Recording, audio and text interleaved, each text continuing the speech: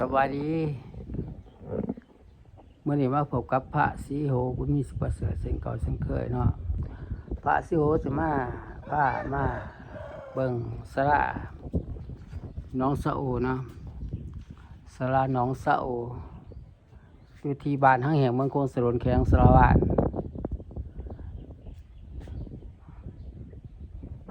วันนี้เป็นมื้อวันศุกร์วันนี้เป็นมื้อวันศุกร์วันที่17/2026เนาะปลาไหลพามาดูมาชมบรรยากาศแม่น้ำหนองเนาะแม่น้ำหนองสะโอแม่น้ำหนองสะโออยู่ที่บ้านทั้งแห่งเมืองโคงสรนแขงสระวาด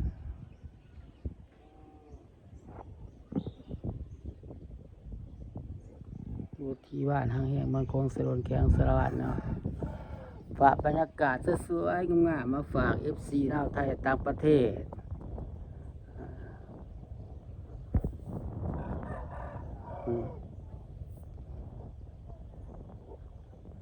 ให้ขาดูข้าชมYouTube ของพระศรีโหบุญสิประเสริฐเด้อฝากติดตามแน่กดไลค์กดแชร์เนาะกดไลค์กดแชร์แน่กดติดตามให้เนาะภาพบรรยากาศสวยๆอยู่ที่หนองสะโออยู่ที่หนองสะโอบ้านทั้งแห่งเมืองโคงสรนแขงสระวาดตอนเช้าวันศุกร์วันที่17/2026ไล่พามาดูมาชมบรรยากาศแม่น้ำหนองสะโอ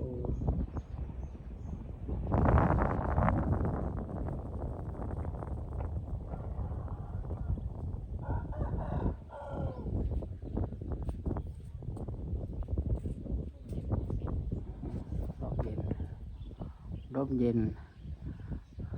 มากับจัวหน่อยเนาะมาพามาดูมาชมกับจัวหน่อย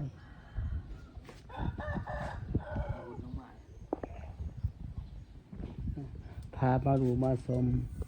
กับจัวหน่อยนะภาพบรรยากาศ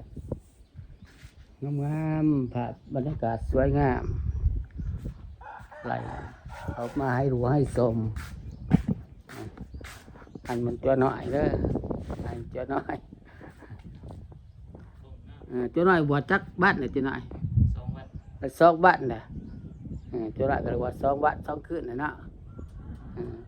bò chứ đấy bò đưa chắc lại này bò ba cái chỗ này như lắm đó phạ si hú như si bát sờ cốติดตามช่อง YouTube ของพระศรีโหบุญประเสริฐเด้ออันนี้ที่บุญเนาะสีบุญเนาะเด้อบ้านทั้งแห่งเมืองโคงสรนแขงสระวาดสีบุญเนาะดูบล่อเด้อนี่คนซาเนาะคนซากินเราอ่ะบ่แล้วเคยคนดูบล่อเนาะซาคนดูบล่อภาพบรรยากาศสดๆนะอยู่ที่สระหนองสะโอบ้านทางแห่งเมืองโคงสรนแขงสระวาดตอนเช้าของวันศุกร์วันที่17/2026ไล่เอามาได้พามาเบิ่งมาส้มมาดูนะยังมีของเก่าไล่พามาดูมาส้มบรรยากาศ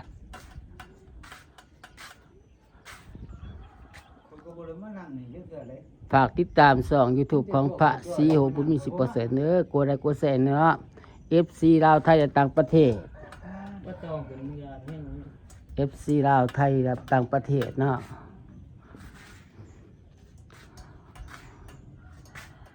กดติดตามให้เด้อกดถึกใจให้เนาะเห็นแล้วบ่ให้เรียนผ่านนะให้เขาดูเข้าชมฝากบรรยากาศสวยๆเดี๋ยวพามาดูมาชม มากับจอยหน่อยเนาะครับก็ออกกันสีบุญย่อ บ่จัวน้อยได้จัวใหญ่ กับสีบุญย่ออยู่ที่สระน้องสะโอบ้านทั้งแห่งเมืองโคงสรนแขนสารวัตรเอาฝากงามสวยๆมาให้ด้วยส้มนะฝากบรรยากาศสระกลางน้ำฝากบรรยากาศสระกลางน้ำได้เอามาให้ดูให้ส้ม คนไทยก็เก่ง แต่ไม่ให้รู้ให้สม ใช่ธรรมดาเด้คนไทยก็เก่ง ฝากติดตามไปเด้อฝากติดตามสอนยูทูบของพระซีโฮบุญสิบเสือเด้อฮักว่าสั่งสองใหม่เนาะพอท่านได้ผ่านเนาะฝากติดตามแหน่ให้ได้7-8 พันวิวนะกูได้กูแส่แหน่กูติดตามแหน่พระซีโฮบุญมีสิบเสือ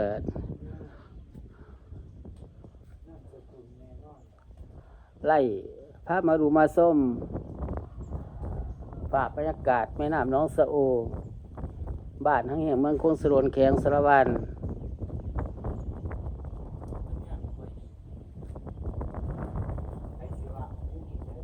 ฝากบรรยากาศ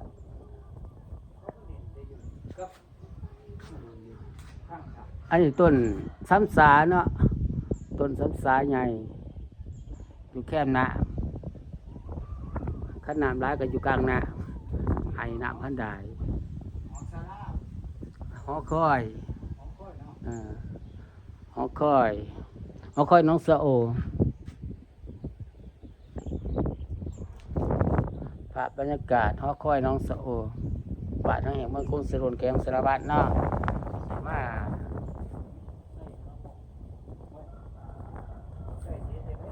มาดูมาสบมารังเย็นเนาะมารังเย็นภาพบรรยากาศสวยๆงาม ก็เลือกซิปบ่ได้ตัวไปใช้เนาะ ๆภาพบรรยากาศสวยๆงาม กับปากกา ๆไล่มาดูมาชม เลือกเก่าเลือกซิป ไล่พามาดูมาชม เขาแล้วว่าภาษาเขาแบบนี้เจ็ดเพิ่นเนี่ยเนี่ย ไล่พามาดูมาชมภาพบรรยากาศสวยๆสวยๆงาม ก็เขาเลือก ๆสวยๆงามๆสวยๆงามๆพามาดูมาชมอันเป็นสีบุญย่อเนาะสีบุญย่อสีบุญย่อ มีมั่งนี่ก็บ่ได้บอกหมู่เลย อืมภาพบรรยากาศภาพบรรยากาศมันก็ตกแล้ว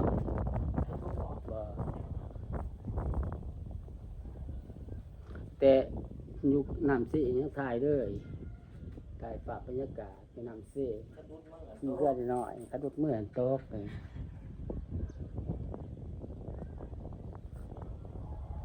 ภาพบรรยากาศแม่น้ำน้องสะโอนะวิธีบาททางแห่งเมืองโคงสะโดนไล่เอามาฝากพี่ฝากน้องฝากลูกฝากหลานฝาก14ลาวไทยและต่างประเทศให้